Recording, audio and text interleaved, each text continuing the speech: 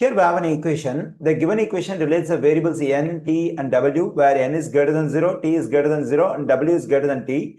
Which expression is equivalent to n? That is, we have to solve for n in the given equation. Okay, let me take the given equation as it is. That is 12 over n, negative 2 over t equals to negative 2 over w. Since my aim is to solve for n, let's keep the term which contains n on the left side. Let's get rid of this one. For that, we have to add 2 over t to both sides of this equation. Okay, let me do it.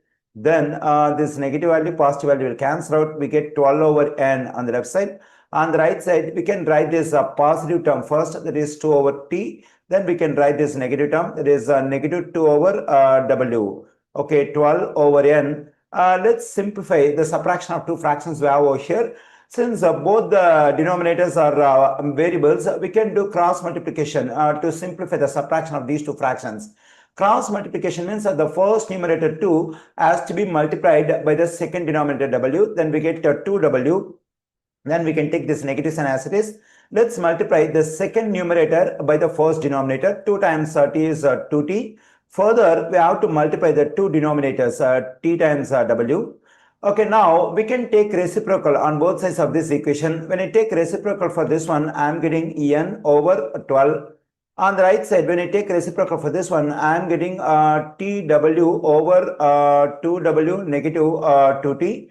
Okay, now we can multiply both sides of the equation by 12. Okay, let me do it, times 12, and here times 12. This 12 will cancel out. We get n on the left side.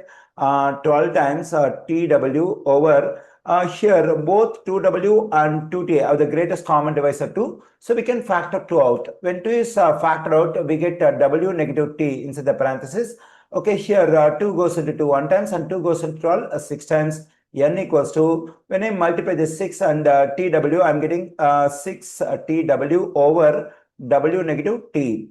Okay, in the given equation, I solved for n. That is, I got the expression that is equivalent to n. So this is a 1 equivalent to n. I find this expression in answer choice D. The correct answer choice for this question is D.